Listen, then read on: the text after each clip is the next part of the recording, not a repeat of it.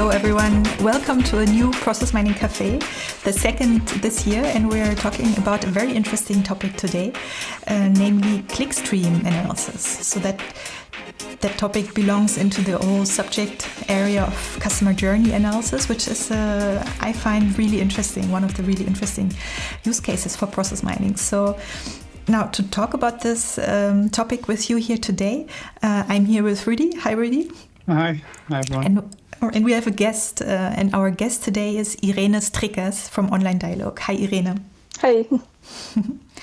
Now we're going to come back to clickstream analysis very, very soon. I just want to briefly mention two things. The first thing is that the Process Mining Camp, the registration has opened now for Process Mining Camp, this year's Process Mining Camp, which will take place from 14th May to 16th May, and you can find all about it on our website. Look at the program. There's a reduced night owl rate available until 14th of March, so make use of that and get your tickets as soon as you can. Now, the second thing I want to remind you of is we are doing these sessions, these Process Mining Café sessions live, so you can participate, so you can join us in the chat. Just below where you're watching this right now, there's a possibility to type a name. You don't need an account. You can just type your name or any name and click connect, and then you're in the chat, and we will keep an eye on it, and we'll bring your comments and your questions into the discussion. All right, now let's get started and let's talk about clickstream analysis. Now, Irene, maybe you can bring us a little bit into this world of web analytics. Some people might know process mining, but they might not be familiar with web analytics. So how did you come to work into this area, and what is web analytics traditionally? Mm-hmm. Yeah, so I'm a data analyst at a company called Online Dialogue, and we do CRO optimization. So that means that we help websites optimize, organizations optimize their websites for conversions. So that can be transactions or newsletter subscriptions, leads, things like that. And what we try to do there is to combine data with psychology. And I'm on the data side. So what I do is mainly looking at web data, to see where the opportunities are to optimize. So that means that I look at, for example, data from Google Analytics or other tracking platforms, where we can see, for example, how many people are on a page or how many people are clicking some buttons, where people are coming from. Are they coming from advertisements? Are they coming from Google? Are they coming from other sources? And I try to use that information to find out where the opportunities are to optimize.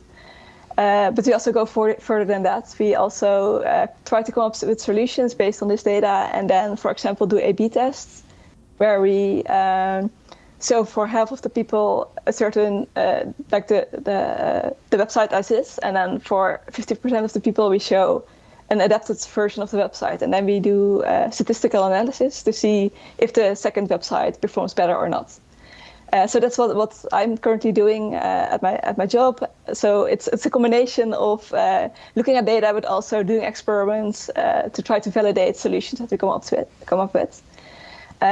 So if you go back to the classical web data analysis, it's mainly about quite one-dimensional data. It's about how many clicks are there, how many views are there, how many people are there, maybe where they're coming from, the division between devices. But of course, that is not always enough to see the bigger picture and to see the actual behavior of people. So that's also why, for example, sometimes we create funnels. And in a funnel, you kind of assume what people are doing. So, for example, if you're looking at for example, an e-commerce website, people might land on the homepage and then go to a product list page, a product description page, then move to the cart, to the checkout, and then maybe do a transaction. So it's a very linear process that we try to map out, and then we look at the data of the people and see if people are moving through all of those steps, and maybe what's the step that most people drop off or things like that. But there are a lot of assumptions in those steps. So maybe people don't start on the homepage, or maybe there are steps in between that we didn't think about, or maybe there are alternative routes that we didn't think about. So that's the main analysis that we're doing when we're looking at web data. Maybe one quick question. So this funnel that you mentioned, is that part of the traditional web analytics? Yeah, it's something that you can do in traditional tools like Google Analytics, Adobe Analytics. So it's a little bit more advanced than just looking at numbers, but it's still very much part of the traditional analytics. Yeah, and if we talk about Clickstreams, right? So that's kind of where it started, and it already we kind of transitioned into funnels, right? But if we look at the core of web analytics, what I understand is, right? So we are looking at pages, and pages are being visited by a visitor, right? So that's somebody or someone that somehow can either be tracked or not be tracked at all, right? So that's also kind of the discussion.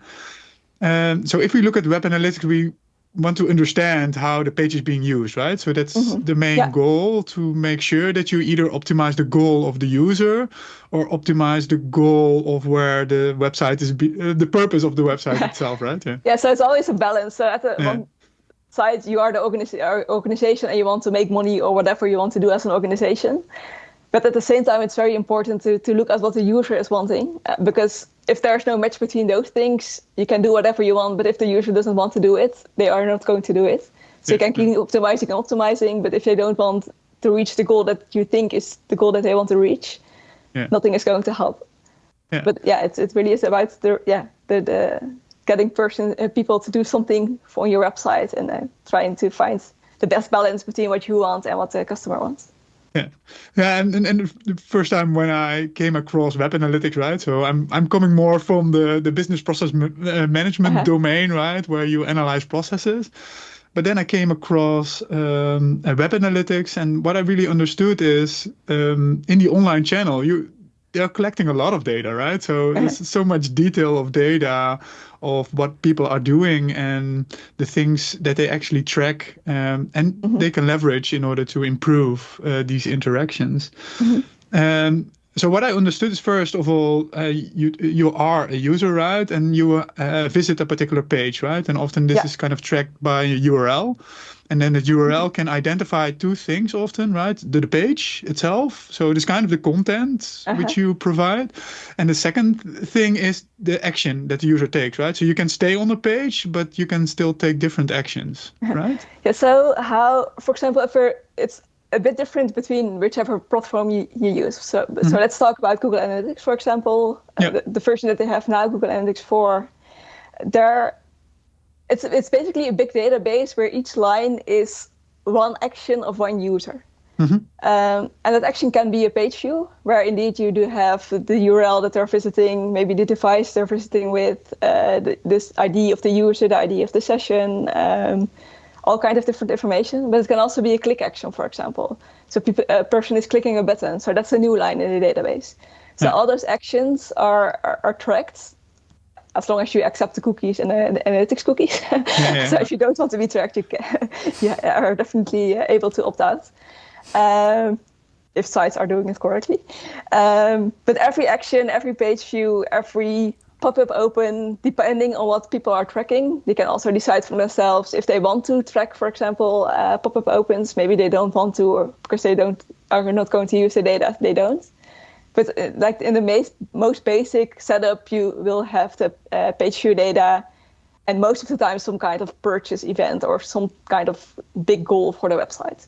And on top of that, website can decide themselves what other data they want to track. If they also want to track button clicks or pop-up opens, or if certain elements on the site are seen, things like that. I want to just briefly come back to this goal that you mentioned already. I think I found that very interesting, how you mentioned also that it's the balance, right? You have to look at the balance, what the customer wants to do and what maybe the goal for the company is. I think one way, if we're looking at this type of behavior, like, for example, from a process mining perspective, is that it's a little bit different, because people can do anything that they want, right? That's also where a lot of the complexity comes from. But that often the purpose then is not so much to optimize the process, to make it faster, or something that you might want to do in maybe in a more traditional business process context. But here it's maybe about optimizing usability. But Yes, even definitely. if you're thinking about optimizing usability, it has these two sides to it, right? It's what the customer wants to do or finds easy to do, or what the company wants you to do. So I'm wondering, how do you find yourself in this kind of sometimes in between? Yeah, it really isn't about speed at all. Or sometimes we see that people, for example, if you're looking at a website where you can buy something and it has 4 steps, sometimes you see, if we're doing A/B tests, that people move faster to the last step of the process, but in the end they don't make the transaction, maybe because they weren't ready yet or they missed the information, but so they went through all the steps.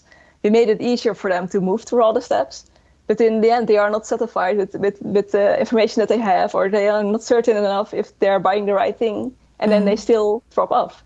Yeah. So it's really not about speed at all. And also, it's about the balance between what they want and what you want. And usability is sometimes really hard to grasp what works best and what doesn't. And this is also where, for example, A/B testing comes in. And we also try more and more to combine A/B testing with also surveys, for example. So a couple of months ago, we did a test where we tried to improve the menu structure of a website. So we made different categorizations of things in the main menu of the website. And in the end, we looked at if it would lead to faster transactions, for example, and if more people were buying stuff. But we also asked a part of the group, how easy did you find it to use the navigation? And then you get the interesting interaction between what people are actually doing. Are they buying faster? But also, what was the experience of the user? Did they actually think it was easier? Or did they find it more confusing, but kind of for some other secondary reason they did buy at the end, but it's not because what you did in the menu structure? Yeah, interesting. Yes. Yeah. Yeah, so there are multiple components, right? So that's often what I see in practice is you want to use the feedback, right, of the customer to see what their experience was and how they experience it. And it can also be different from individual to individual. Yeah. And the other aspects, of course, the design as well, right? So the design principles of a particular website or how you designed it kind of enforce a particular behavior, or you're expecting a particular behavior, right? And if that expectation doesn't come true, that's also something that should be visible either in the analytics itself or maybe in the behavioral aspects of how the site is being used. Yeah, sometimes those situations are even more interesting if you're testing something and what you find is the exact opposite of what you were expecting beforehand. Sometimes those are the tests that teach you more about what people are doing or what they want than the tests that do go well and do what they expect, what you expected before. Because then you really try to grasp what is happening here, why did it happen, and how can we change that to something that that leads to the goal that we want, instead of working against it. Yeah, I can imagine, because normally you can't ask you can ask some, right? But you can never ask everyone. So normally you lack this kind of opinion piece unless the few that you ask and who respond maybe to a pop-up question or something. Yeah. Yeah, so we try to combine the big masses of the A/B test with, for example, the asking some of them the questions in the questionnaire, or using other tools, user feedback tools, or user research to also get more in-depth overview of what people are doing or why they are doing things. Yeah. So maybe before diving into the process mining part, right? So if we look at web analytics, so there is particular data already available, right? So that's what I understood. So it's not something that we invented, right? So there is Google Analytics. It has kind of the solid bin of data, and there is some fixed things in there, right? So can you explain a little bit on what's already available and what type of statistics you typically do on this type of data? So it depends on the setup of the website, but you always have the page views and a purchase or some kind of event that is the end goal. And on top of that, you can collect all kind of other events as well. But for all of those events, you can see how many people did it, but also in how many sessions they did it. So you have a user, but a user can have different sessions because they can come back to a site multiple times, and each of them are labeled with a session ID. So you can also distinguish between different visits of a visitor. And you can also, so you can see how many users bought something, for example, how many sessions have a purchase event, but also how many purchase events in total are there, because sometimes people might buy it multiple times when it's a product that is something that you buy multiple times a year or a month. Yeah. And things like that. To clarify, a session is often time bound, right? So that's either 60 minutes or something else? It's continuous until a person is not active for 30 minutes or they close the browser window. But it could be indefinite as long as they keep being active all the time. And a visit, that's tied to the cookie. As long as the cookie is available, then you can track the visit, or is it something else? A visit and a session is kind of the same thing in this context. But a visitor or a user is tied to a cookie. Cookie, yeah. Because if the cookie isn't there anymore, it can be recognized anymore as the same visitor. So then it will get a new visitor ID unless they're logged in or there's another way to connect the person to another session. Yeah, so then you have even a higher level where you have a customer, right? So then it is not anonymized anymore, but then you would be able to kind of internally link it to a known customer. Yeah. Mm-hmm. Okay. Yeah. Okay. Yeah. That's of course relevant for the process mining part later on.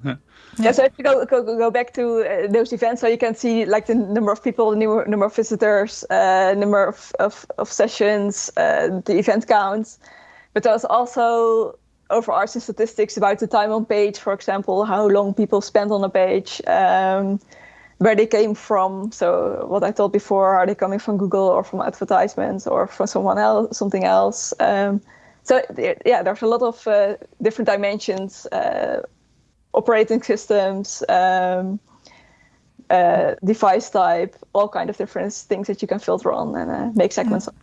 Yeah, so that's a lot of statistical information, right? But then you already mentioned the funnel, and in a way, the funnel is a little process view, right? It's a little sequence.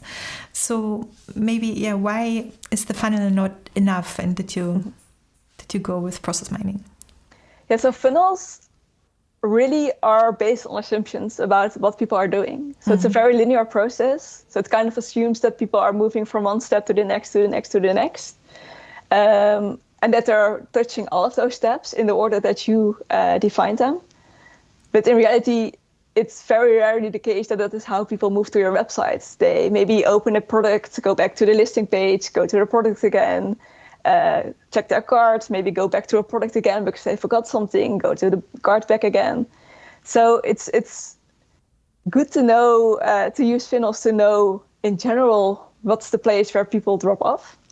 But if you really want to know what people are doing, the order in which people are doing things, for example, how many times they switch between a listing page and a product page, things like that, you can find that in a funnel. So that is where process mining came in, where we really wanted to see all the different paths that people are actually taking instead of assuming what people are doing. And also see, for example, the loops between the different pages of page types, because those things you cannot find with funnels. Yeah, in a way, it's not so different, right? Really, we see this even in classical process mining, that people often assume a sequential process, but the reality is much more complicated. So it's funny. In a way, it's the same thing here. Yeah, and especially what I saw is a big difference because sometimes it's difficult to explain, right? So they have already, to a certain extent, quite a lot of data, right? So to look at these statistics, and that's of course missing if you compare this with traditional business process management. So often they draw these process maps and then use that as a basis, but the numbers are not there yet, right? And that's where the web analytics comes from. It comes from with these numbers. But what is really missing is to see the actual behavior, right? Because you do the abstraction in the funnel and then assume the funnel is a really abstract thing where you hit a certain page and then you are assumed to be already in that stage of the funnel, right? Also, if you go back, you're still in that stage, right? It doesn't, regardless if you go back. And then it creates kind of some misconception in what the funnel is and how it's being used. And you never know if you miss a lot of people who aren't in the funnel in that specific order because you don't see them in the funnel. Yeah, you only see those who are even in the funnel, right? That's true. Yeah. It's another limitation.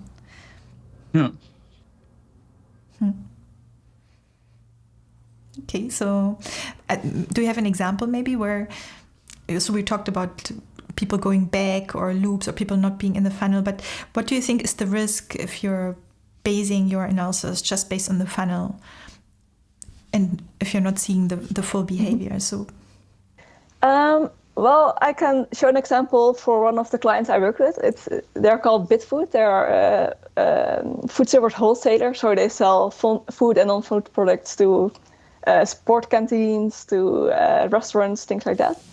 And they knew that there were different paths to that led people to doing an add to cart.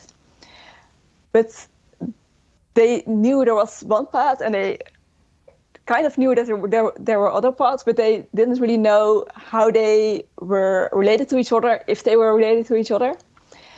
So if we were going to create funnels, you only see the specific steps that you defined. And it is also very hard to see the overlap between those paths. So that is one of the projects where we used process mining at the end of last year, where we really wanted to zoom in on those different paths to an add to cart and ask all kinds of zoomed in questions about those paths that we definitely couldn't have done with only a funnel or a couple of funnels, because the complexities, we couldn't cover them with funnels. And also the different combinations that we made with also looking at people who are combining different paths, or looking at different devices, or only looking at people that did buy something in the end. It would have been really hard to do that with only funnels. And there also, it didn't happen in the end, but it could have been, of course, that we would have found paths that we didn't even know in advance that they would exist. Yeah. That didn't happen. So in the end, they were quite right about the paths that were taken. But with funnels, we could have never found any more paths. We didn't either with process mining, but it was a possibility. So that even that makes it a good case to use process mining for. Yeah. Yeah. Also the overlap. I didn't think of that. I think that's a good one. You can define multiple funnels and look at them, but you don't know, where they maybe overlap. Yeah. Okay, yeah, well, it's great that's one of the things that we're really grateful for, that you brought a concrete example that we can go through now. And so you wanted to explain to us step by step a little bit how you do a cross-mining analysis based on such clickstream data.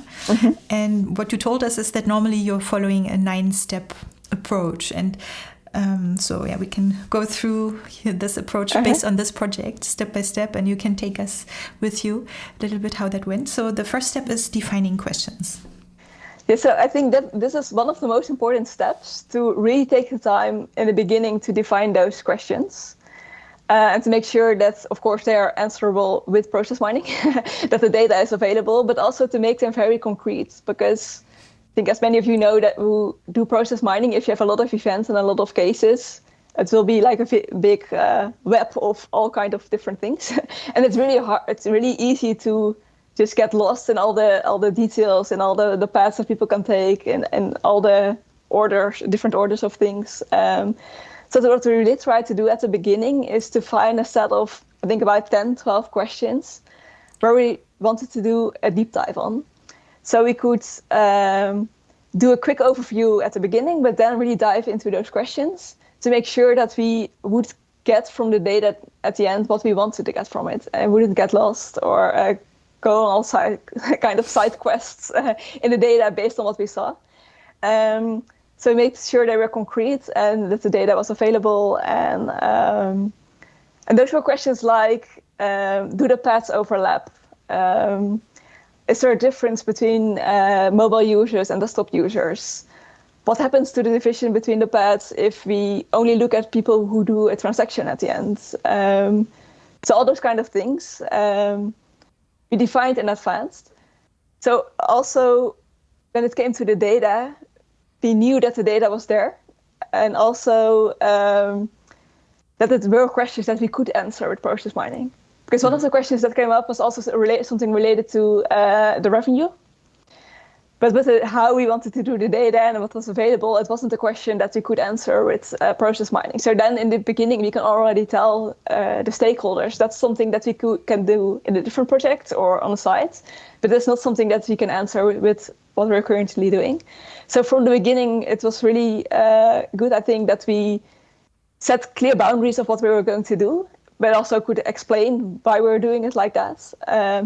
And also to make sure that once we started collecting the data and cleaning up the data, that we had to do that once and not again and again and again when new questions came up or new data was needed for different questions. So I think that saved us a lot of time. It took a little bit longer at the beginning to get the questions right. But once we had the questions, we didn't have to go back and forth with data and data cleanup and do all things over again because we came up with new questions later. Yeah.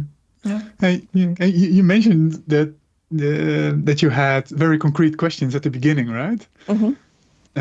But I also see that the questions are slightly different than the questions you normally have in these web analytics analysis, right? So then you ask these concrete questions of how many or what's the percentage of, or and the question you mentioned are more open-ended, right? So they are kind of expecting something about behavior or some benchmark or some the reference point of yourself, right? Where you would say, I expect that this will happen, or I will find this kind of group, or this would be the nominal path, for example, as part of the...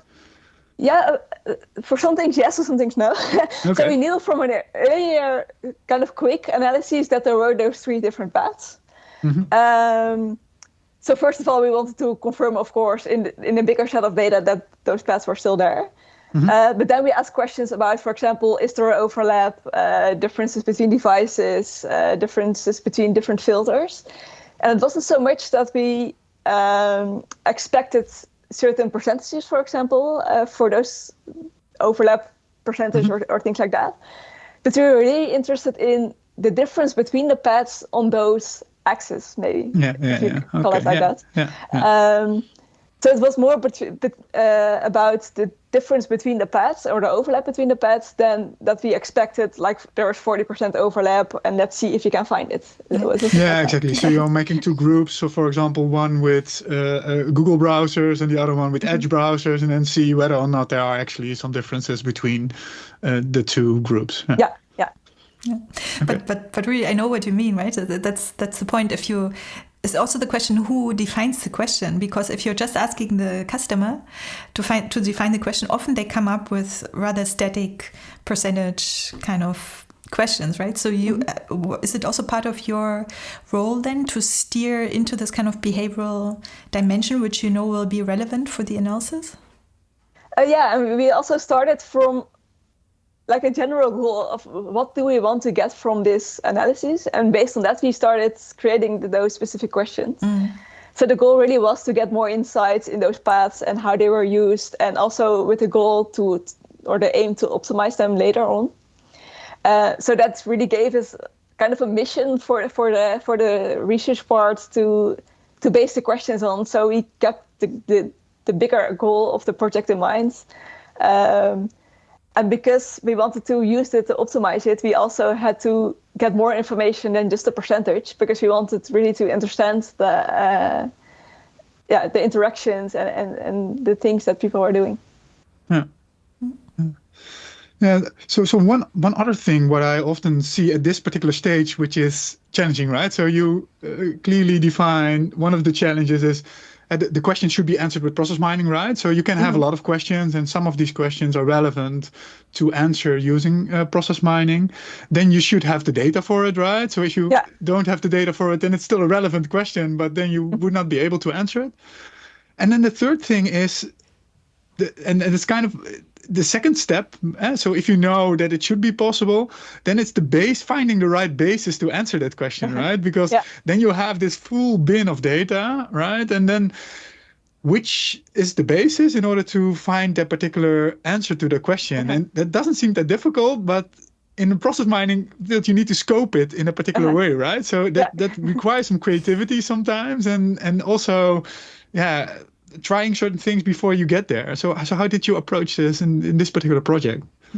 And so we were very lucky in this project that we had the web data. So, for example, all the page views were already there. All the add to cart events and the purchase events were already tracked. So all those data was available. But we were also interested in the role of specific pop-ups, but those were not tracked yet. But that's something that we discovered already when we were still defining the questions. So then we asked the analyst of our clients to add some tracking. So in the end, it didn't delay it much because we were still talking about the questions. And while we were still talking about the questions, the data was coming in and the data was complete. So it was really nice. But it was also about the level of detail for the analyses. Because if you're looking at the page views, for example, we weren't really interested in whether people were looking at the product page of product A or product B or product C. We wanted to know if they were looking at the product page. And there was already some content grouping in the data, but it wasn't always sufficient because sometimes there were multiple labels for the same type of page, and sometimes there was one label for multiple types of pages. So there were two different labels for product pages, for example, because it was based on two different web templates. But for us, it didn't matter which template the page was in. We just wanted to know it was a product page. So with Python, I grouped those pages together. But on the other hand, we had those checkout pages, which had multiple pages, but they were all labeled as checkout. So then with Python, I split those up and in the different checkout steps, because I wanted to know in which order those were visited, for example. So we were lucky that image data was available, and it was because the URLs were there and there was some labeling already. It was, in the end, quite doable to get to the right level of detail and to get the data complete to answer the questions. So we didn't have the situation where we couldn't answer a question because the data wasn't there. So that was really nice. Yeah. Yeah, but it's good to know that it's not always out of the box, right? So if you have a particular question, you still need to work with some of the data in order to get it right. And also, and what we've seen in practice, there are so many ways in order to do this molding, right? That depending on the question and depending on your creativity and the capability in order to be able to do this, some things are very easy, right? So relabeling maybe two URLs is not that difficult, right? But if it becomes more complicated and if you need to find more complicated ways in order to do the relabeling, then you need to be creative in a way to do it, right? And we also did have some conversations with the stakeholders on the client side too, because most pages had a default labeling, but some didn't. So we also had like a very big spreadsheet where they had to put a label in the second column. What should we label this? So we could do it based on the URL, for example, to write all kind of regexes to get the right URLs to the right labeling. So it took some time in the end, but it was quite doable. Yeah, so that's already kind of the second step, right? So doing the data, check the data availability, and then extend. And maybe for the data availability, right? So maybe to clarify, for process mining, we need a case ID, timestamp, and activity, right? So what is the core data you used for your project? Yeah, so we also have the timestamp of the event. So the page view event or the purchase event or whatever event always has a timestamp. They also have a user pseudo ID, which is like a randomized number connected to one user. Okay. Yeah. And a session ID. So then if you combine the session ID and the user ID, you have a specific session. And also we will talk about this later, but I used both of those sometimes and sometimes only one of them for the analysis. And a single timestamp is a click, right? So that's one particular click. Yeah, click or page view or an event. Yeah. So with the timestamp, the user ID, the session ID, and then the content group or event. That's what we had. Yeah. And what type of additional attributes did you add? We also had an attribute for login status because we were all only interested in logged in users because the experience on the website is very limited for people who don't have an account. And we also looked at device type because we wanted to split out mobile users and desktop users. Yeah. Okay. And so, yeah, so then we come to the third step, right? Which is data preparation with, like, for example, grouping. And you mentioned this already. So it's, I think, interesting to see that it's connected, right? We agree that the questions are really important, but like really emphasized also, it's like, yeah, it's in connection with the data, right? Finding the right scope, finding the right way. And you mentioned already the grouping, the splitting. Yeah, maybe can you talk a little bit more? What did you have to do to change the data based on the default data afterwards? Yeah, so we were interested mainly in those three paths that we already discovered earlier. So we wanted to make sure that pages that are connected to those paths were connected in the data as well. So that's where the labeling really came in.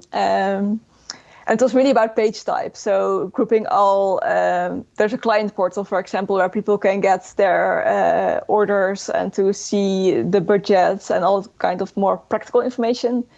You have the things that are on like a traditional e-commerce site, like the homepage, the product pages, the product listing pages, the cart, the checkout, all the different steps in there. And also all kinds of different content pages around it, things describing the brands that are selling, maybe some inspiration pages. So you try to find the balance between, for the main part that we're interested in to have enough specificity so we can do in-depth analyses, but also not spending too much time on the pages around that to group them perfectly, because that was not really the part that we were interested in. But also not make it that general that it would become so general that we couldn't say anything about it anymore. Because it could also be interesting if people, with a free filtering in a specific way, people are maybe buying less, but then we want to know if they're not buying, but they are on certain pages, where are they going then? So then you want to have specific pages that you can talk about where they're going, but you don't want it to be specific that you spend all time on grouping those pages, and in the end, maybe not even use it. Yeah, and now very hard question, right? So how did you balance this, right? So this is kind of often an extremely hard task using process mining, right? So you can use a notion of some of the statistics in order to get it right, but you actually never can get it right? So because, So for many of those pages, more in the periphery, we use the labeling that was already there. And then we had some discussions with the stakeholders to see if they saw anything there that might be handy to split out more or to group together. But we also went for the practical side of just using what's there and not spending too much time on there. But did you also use, for example, the notion of variance to see if there was some dominant variation which you could use, or was it too specific still? We did look at how big groups were to see if there were any labels, because we were talking about, I think, millions of rows of data. So if there's a page that has 5 people in there, maybe it's too specific. So we use things like that to make a sensible distribution. So from my experience, that's often what you see, right? So if you look at Clickstreams, these Clickstreams can become quite long, right? So if you look at the raw data, then every kind of visit is kind of unique, right? So everyone has their own path going through the whole site. And then you try to generalize this. You use certain techniques, maybe to start at the homepage and then cut it off at the checkout, for example, to make it more condensed. Maybe to leave out certain more exceptional pages, maybe to do the grouping, what you mentioned, right? So kind of combine certain product pages together so that it's kind of a product page, so to make it more simple. But then still finding the right abstraction level, the variation can help, but it's also not always possible in order to do that, because then it becomes too generic and doesn't say anything. And so that's finding the right balance to make it generic enough, but also specific enough for your analysis. I think, again, it really helped here that we had the specific questions and we knew what we were interested in. So I think that also helped in getting the categories right. If you have a very open-ended question, you don't know what specifics you need or you don't need. But because we had those questions, we already kind of knew what kind of fields we were going to do, what kind of paths we wanted to look at. So that's we're already thinking about, like in the practical sense, what we were going to do in this code really helped in deciding what kind of abstraction we needed or didn't need. Yeah. Yeah, maybe before we move on to the next point, while we are still talking about the questions, it's actually a question from the chat that we can bring in that's still related to this topic, where the question is it really the questions? When analyzing behavior, is the focus more on finding explanations? So, yeah, maybe that's, do you see a difference there, finding explanations, defining questions in your work, Irene? Yeah, I think the person in the chat is already in step 7 or 8 that we're going to do, because it's really important. We're getting there. To not only see what's happening, but also try to hypothesize why it's happening, so you can do something with that. So maybe we can talk about that a little bit later. But it's a really important part of what we're doing. Yeah, okay, definitely. Cool.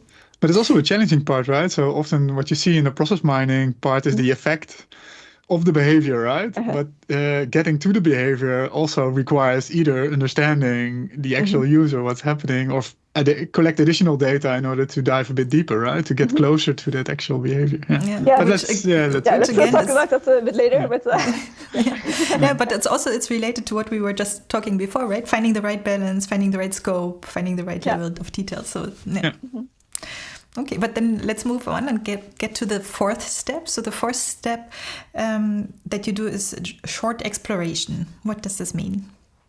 Yeah, so when all the data was there, we cleaned it up, everything was loaded. What I first did is just have a look at the entire map. Maybe zoom in a bit and not showing all the paths, because then it's just a black maze of lines. but like a medium zoom level, just look what's happening.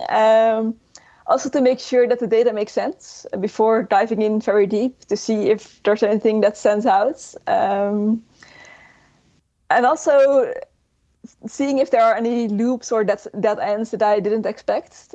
On one side, to either notify the client that something might be happening there, or to discover things that we didn't think about, but also to do it as a sanity check if the data is correct. If we saw everyone leaving on one very specific page, that might be a sign that the data was not correct, or something weird was happening there. Or if the number of people that we saw in the data was much lower than we expected, then maybe something was going wrong with the user IDs or the session IDs, things like that. So in the end, everything looked fine. There was some things that I noticed about pages that shouldn't exist anymore, shouldn't be used anymore, that they were still showing up in the data. So that those are some things that I could let them know. But in general, everything looked okay, so that was really nice. So it's mostly sanity check and a way to find out if anything really stands out that we didn't really think about before. Yeah.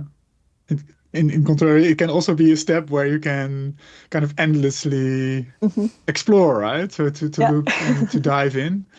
And so these process maps can become quite large, especially if you look at all the different pages and all the different behaviors, right? So then it's kind of exploring and to find these patterns. And what I've seen in the past, for example, if you look at everything, you can see these patterns, right, of checkout. If you see that the sequence happens quite often, right? So it becomes a very strong pattern. And you, this is the checkout. And this line of cards, checkout. Yeah, and that of course can lead to clicking on these cases where they reach the checkout, and then you can see the lead up, the build up for the checkout. Do they have particular patterns that's happening?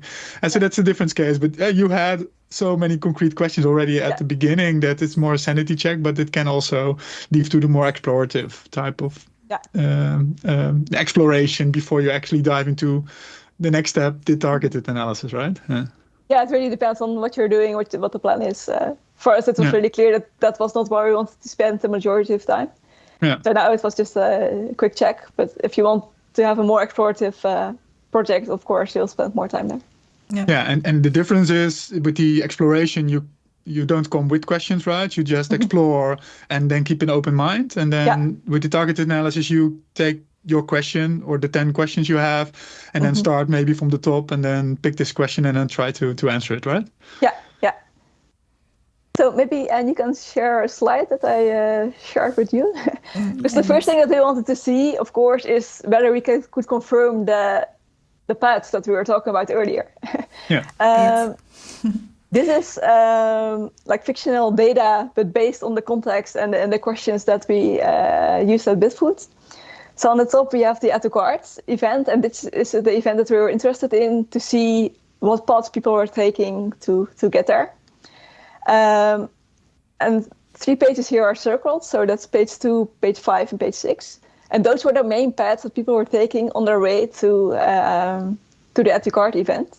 Yeah. So because they have a path, right? So they have a path going to the add to cart event. Yeah. So there was an arrow from page 6, for example, on the right. Is it page 5 on the right? An arrow to the add to cart at the top. And you see that those lines have different thicknesses. So page 2 in this example is the page that has the most people, the most cases leading to the add to cart. And we're currently looking at a combination of session ID and user ID. So that means that we're looking at the session level. Mm-hmm. So that's one visit to the website. And then we see what people are doing to get an add to cart. So that was the first win, that we could find the paths again. It would be really lucky if we couldn't find the paths that we started the project with, of course. And then, if you can show the next slide. I started filtering a lot because I wasn't really interested in the exact sequence of pages that people were visiting, because we already assumed that there was overlap between different paths, for example. What we wanted to see is how many people touched certain paths. So I did a lot of filtering, for example, on different pages, but also we wanted to see, for example, how is the distribution between those paths if you only look at sessions that have an order confirmed event, which means that those are sessions that did lead to a transaction in the end. Because people might add things to their carts, but in the end not buy it. So we also wanted to have a look at those cases, those sessions. And if you go to the next slide, you still see that those 3 paths are there. So they're still aligned from page 6 to the add to cart, from page 2, from page 5. But the distribution between those paths was a little bit different. So I did a lot of those kind of explorations and filterings to also cover different situations to see what it would do to those paths, because they were consistent between all those different scenarios, but they were consistently there, but how important they were really differed, also between devices, for example. Yeah. So, and then you started to compare, and did you compare everything with the baseline, right? So that means if you have the normal behavior and then start to split it out either with order confirmed or without order confirmed, for example, or did you compare it with each other? So the extreme, so that order confirmed and not confirmed. Yeah. Okay. Yeah. So on one side with like the baseline to see, for example, that page 2 is used more when it leads to a transaction in the end than if it's not, but also comparing paths between each other and also with different scenarios as well. Yeah. Okay. And was that already kind of the stage where you start drawing conclusions, or is it more the observation and then taking in the observation in order to to discuss this with the client again? This was the stage where I was writing a lot of things down, not discussing them yet with the client, but having a lot of filtering action and also getting the percentages. Because what I was talking about before, I didn't really look at the numbers connected to the path. So, for example, I didn't really look at the 1164 leading from page 5 to the add to cart on the right side. But what I did is that I filtered, I think that's also on the next slide. I filtered, for example, if you look at the top left, I looked at the cases that contained page 5 and 6, for example, but not page 2. And then I looked at the statistics tab to see how many cases were covered. And then calculated the percentage compared to the entire data set to see how many of those users, of those sessions, had the 2 paths but not the other paths, for example, or only one of the paths, or all of the paths. And those were the numbers that were the most important findings for us in this entire project, to see the relationship between those paths, the overlap between the paths, and also, depending on the different scenarios that we were talking about before, having a shorter page visit or having a transaction at the end, to see how many cases were covered. Because it didn't really matter to me if people were visiting page 5 and 6 and also 7 or not 7. It was really about the predefined paths that we were interested in. Yeah, so that's why this came really in handy. Yeah, and this is one of the best practices which I see quite often. Yeah, so we have, I think, a kind of a technical issue, but it's being resolved. One of the best practice what I see often is, because of the complexity, right, of these very complex process maps in this web analytics space. In the targeted analysis, it really requires to frame where you're at, right? So you are making different groups in order to do and support the analysis, right? So you mentioned that from everything, you kind of scope it down to look at the particular a group. So for example, the confirmed orders. And then within the confirmed orders, you see that a particular path through page 5 or 6, for example, becomes most relevant, and that you want to compare with the rest of the population, right? Yeah. But that's just one example. And so you can have many more of these examples, and then it gets quite big, views. right? So, many filters. Exactly. If you make a matrix of it, then you have so many options that it's you don't have time, and you have enough time to compare everything, right? So so how did you deal with that? So how did you kind of frame and make the decision which comparisons were relevant and which ones were maybe less relevant? For every analysis that I did all the spots separately. So people only seeing page 2 in this example, only seeing page 5, page 6. Then the combination of 2 paths, so page 5 and 6, 6 and 2, 2 and 5. And then where they saw all 3 of them. Yeah. So that's just a consistent thing that I did between all the analyses. And then we have those different scenarios. For example, the order confirmed.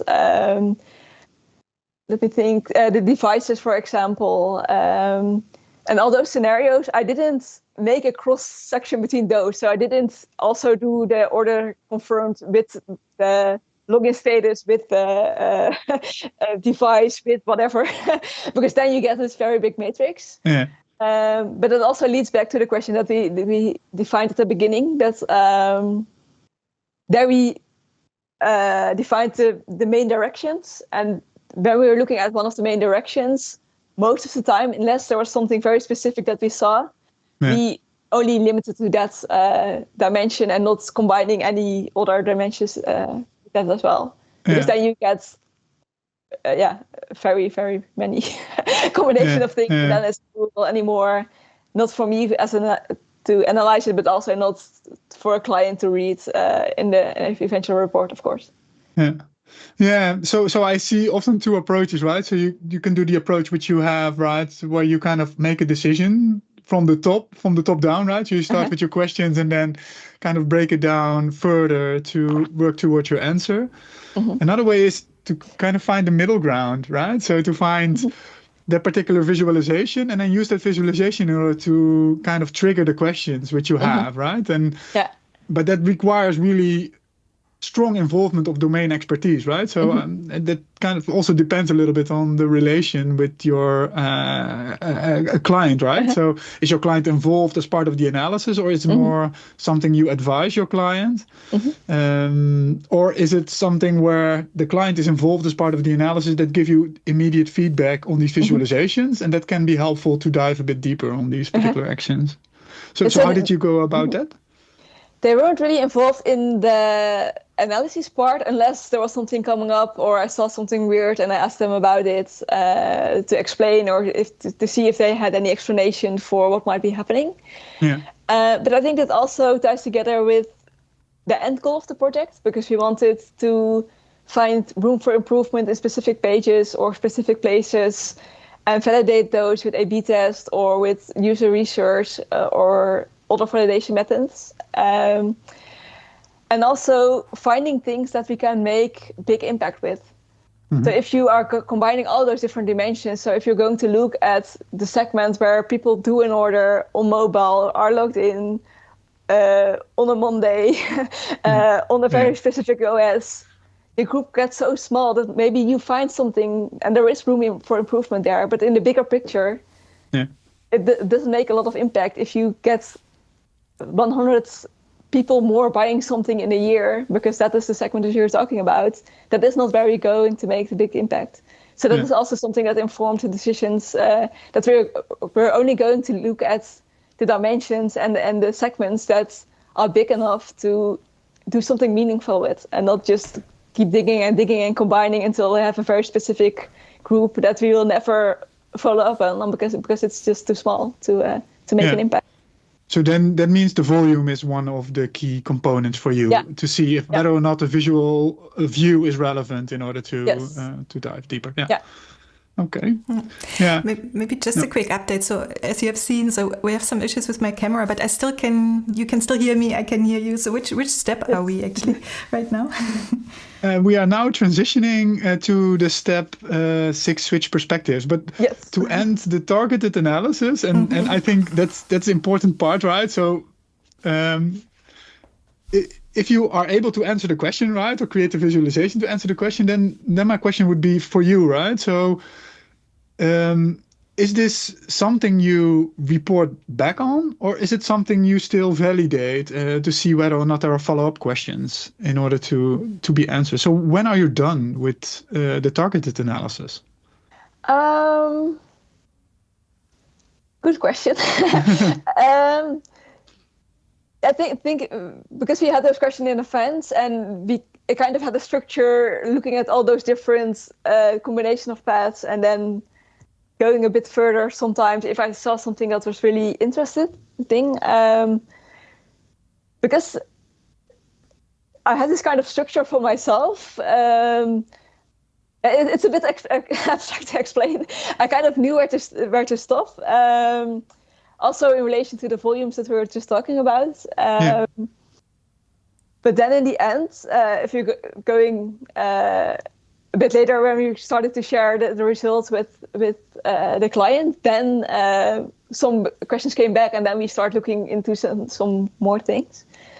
And it's hard to get answer to the question to stop. Because, that's what I remember. Sometimes it's kind of a time bound, right? So you give yourself X amount of time in order to dive, and then assume that in that time you find the big things, right? And then as part of the feedback or reporting out, you get feedback, and then you see, oh, so maybe there's something more there because there's so much response on it, or you trigger something which is there, which would be interesting or valuable to spend a little bit more time on, right? So that's not it's not always easy to get a hard stop at the targeted analysis. And there's also a balance. So if you do the targeted analysis together with the domain expert, what we always call it, or maybe in your case it's the client, right? You get that immediate response that can lead to follow-up analysis. Yeah, and another part of the follow-up analysis, of course, the switching of the perspective, right? And in your particular example, there was a concrete example where you switched between the user and the... so if you go to the next slide, session. Then on the left side was the analyses that the data that I use for most of the analyses. So you have the combination of user ID and session ID. Those are the two leftmost columns, which means that both of them were used as an ID.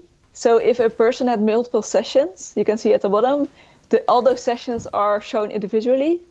So a case is one of those sessions, but not all of them combined. But one of the main questions that we had for this analysis was whether people just choose one of the paths and stick to it in different sessions within the session, or maybe it depended on what they were doing, or the type of order that they are doing, or the day order of the week, or the person that was logged in on the account, things like that.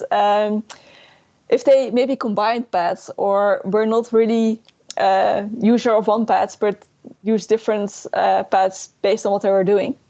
So on the right side, I only use the user ID as the ID for the process mining maps. So then you collapse all those sessions in one case, and you can look at the same data again, but through a different perspective, to see what happens if you look at the user level instead of the session level. Yeah.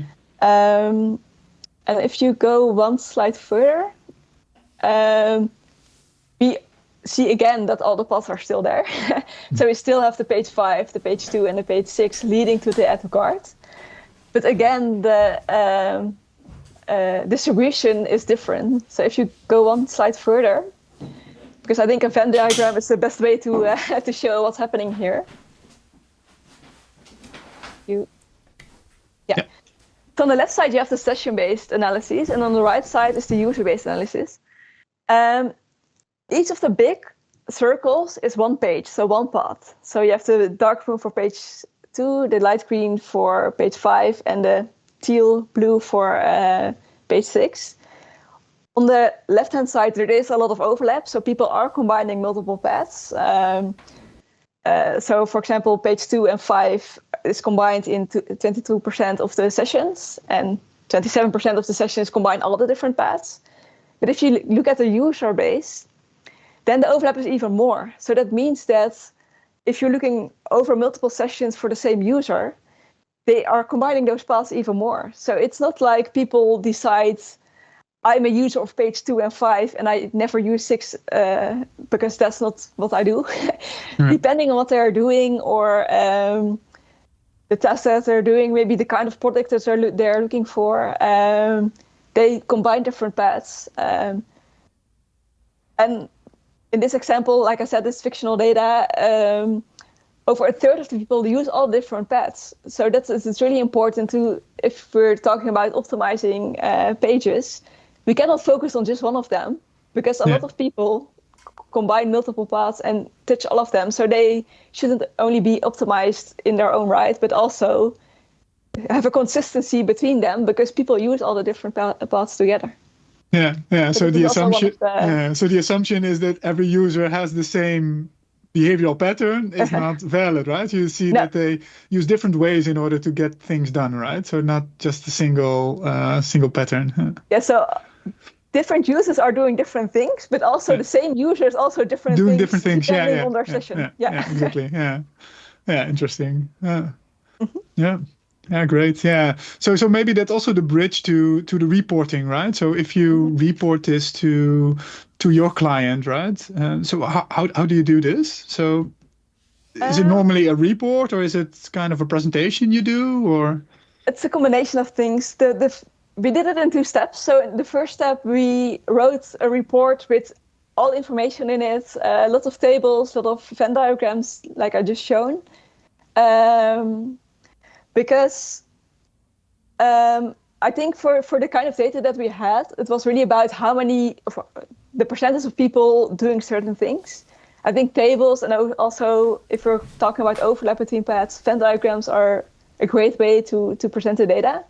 So the entire report didn't even contain one screenshot from Disco, because it was more about the paths and the overlap than about all the different paths and the percentages and the bigger picture of all the blocks or the page views that are around the paths that we were interested in. And also, I think for the people who have never seen Disco, it would need a lot of explanation of what are we looking at, what does it mean if something has a different color, if the line is thicker, what are the numbers, are they cases, are they percentages, things like that.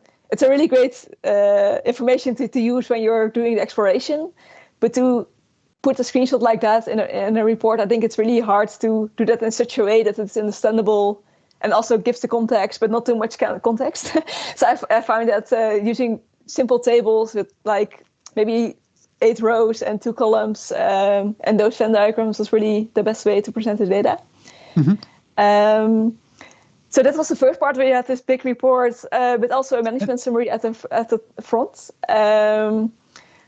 Because there we did like bullet points of the most important findings and also the follow-up steps. But before we go to the next step, I think this is also where the previous question came in about interpretation and about explaining the behavior. Yeah. because until now we just had the data, the percentages, how much overlap there was between different paths, things like that. But it's only descriptive of what is happening, what are people doing. But the next step is, why are people doing this? Why are they combining paths, or why are they leaving a page on a specific situation? Why is the order like this? Why do people who combine different paths convert more than people who only use one path, for example? So that's why I'm very lucky that I have psychologists as colleagues. Yeah. I started by telling that at Online Dialogue we always combine data and psychology. So my colleague Isabella, she took a look at the data, we talked a lot about it, and she started writing hypotheses about what she was seeing and why it could be that those things were happening. And those things will be the input also for further research and also for A/B tests that we were going to do later, to really validate that the things that she might think are happening, that they are actually what is happening and why that's happening. Oh, okay. So that is really where the interpretation part is coming in, where we make the switch from just describing what's happening, what the percentages are, what the overlap is, to and why do we think people are doing that, but not assuming that the things that we think might be happening are the things that are actually happening, but taking that as an input for further research and further validation, to try to find out more if that's true or not. Yeah. That's a real unique approach, right? So often what you see is you do the interpretation and you need somebody which is a domain expert, right? So in this case, it's your colleague that looks at the data more from a psychology point of view, right? But it could also be a UX designer, right? Which has kind of principles of the design of the website, right? And then kind of see if these principles are coming true, yes or no, right? So it's the same way in order to generate these kind of hypotheses. So interesting that there are different ways in order to do this. And to figure out if these expectations either come true or not. And if they don't come true, then there's potentially something there, but it's still unrelated, right, to the action you take.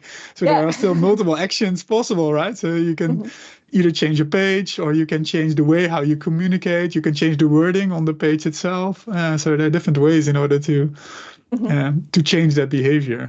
Yes, so now we have all kinds of hypotheses about what's happening and why it's happening. So now we can make those changes, or use different text, or start redesigning pages, or adding elements, or asking questions to people, and to see if that's will indeed improve it, or maybe something else is happening that we haven't thought about.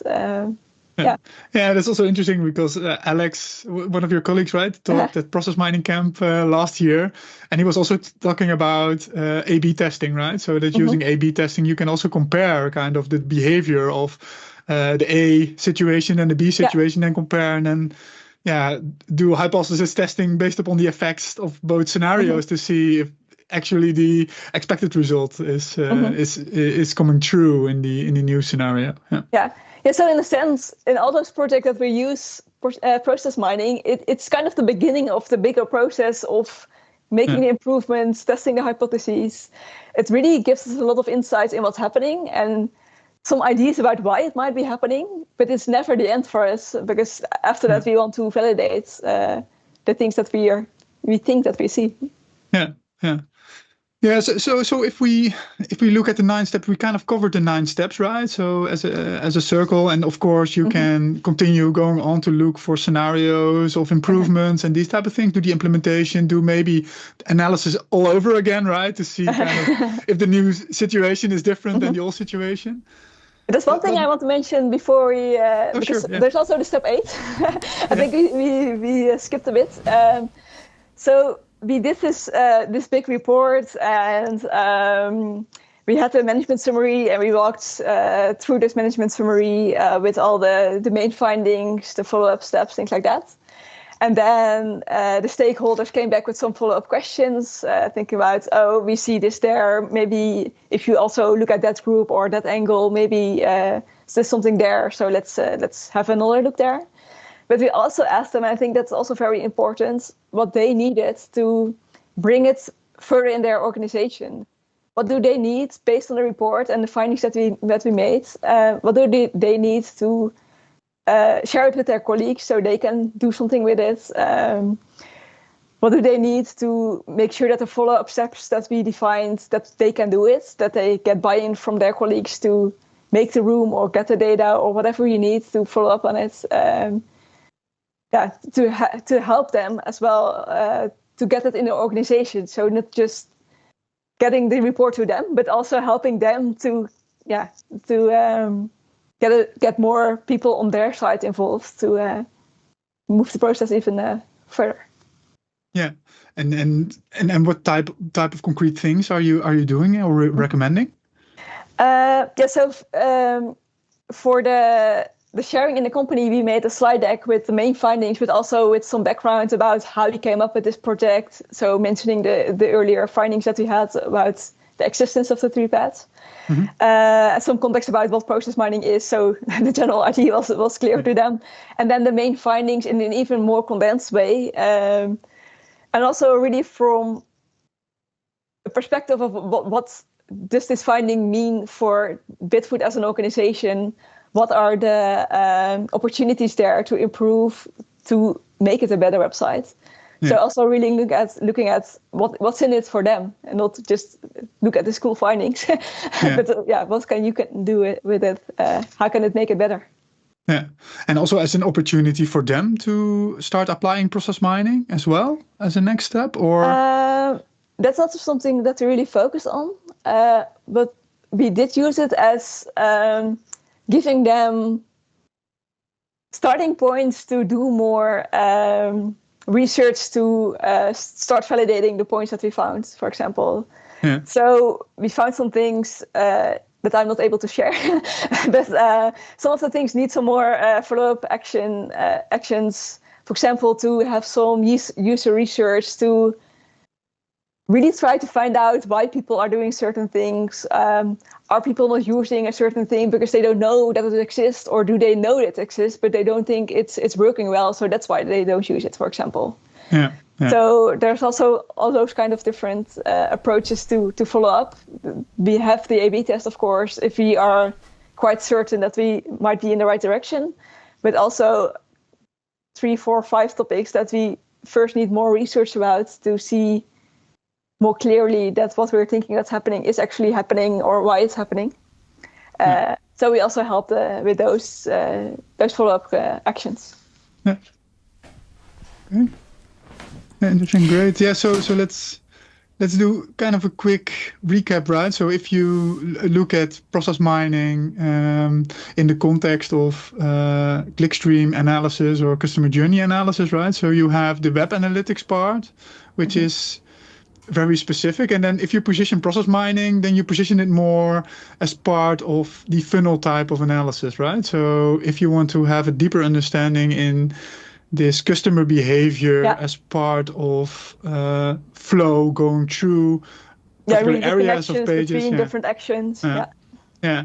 And then having these deeper understanding of these questions, right? So if these questions are very abstract, then maybe the funnel still can give you a lot of answers, but if it goes about the behavioral aspect of what happens kind of inside or as part of the groups, then it gives you a deeper insight into how things are happening. And what I've seen as part of your example, it gives you the dynamics to quickly view certain segments of it, right? So confirmed orders, non-confirmed orders, what is the behavior compared to the total population or the inverse group of it, right? And then use that to observe and to derive conclusions or see the effects of the behavior. And then you need the mechanism, right? That's also a challenging part. In this case, psychology, to generate these hypotheses of why this is happening, right? And this, of course, not the end of the road. And this is also generate maybe a lot of these hypotheses that need to be validated in a certain way that eventually result into these recommendations in order to do certain improvements.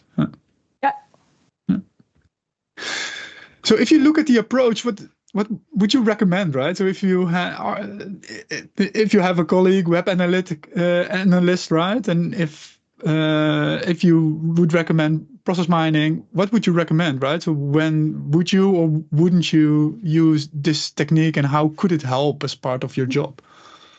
I think I would recommend using it in situations where you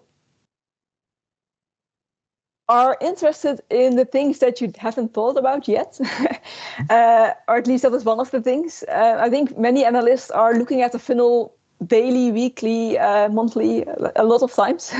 But those funnels are always predefined. So if you spend a lot of time optimizing this, you get great results because if you do it right, it's the main funnel of your website. But you never know if there are any opportunities you're missing because you don't see them in your funnel. So I think for everyone with a website, we want to know what else is there, and to want to know if they really understand what their people are doing on their website, they should try process mining to see the entire picture and see all the paths that they maybe haven't seen yet. Maybe there's an alternative path that they haven't thought about. Maybe there's a dead end somewhere on their website that isn't part of the funnel, so they never discovered that there is some place on the website where a lot of people are coming, but they are not going further and just leave the website because they don't know what to do, for example. So if you want to know what you don't know, then process mining is a good tool to use. And I think that holds true for almost all websites that are more than just like a lead gen website with 2 pages. If you have an e-commerce website or a website with quite some pages, then there will be parts that people are using that you haven't thought about. So then I would definitely recommend process mining. Yeah. Okay, great. Thanks. Yeah, thanks a lot. Thanks a lot, Irene. You see my camera is still making problems, but I was listening, and it's such an interesting topic, and we really appreciate you coming on and telling us about this project and your experience. So, thank you very much for being on the Process Mining Café today. Thank you for having me. So yeah, maybe you can close the session and talk us out. Yeah, sure. Yeah, so Irene, thanks. So what we are going to do, of course, is going to release this video, but what's also coming is Process Mining Camp, and we are releasing videos of last year. And colleague Alex presented also last year at the Process Mining Camp. And we will going to release that video as well soon. So yeah, please, we will link the Process Mining Camp website. Also, if you subscribe there, you get access to these videos as well. Thanks everyone for joining, and we hope to see you next time. Next time we are talking about comparing processes. So stay tuned, and hope to see you next time. Okay, bye everyone. Thanks everyone. Bye. Bye.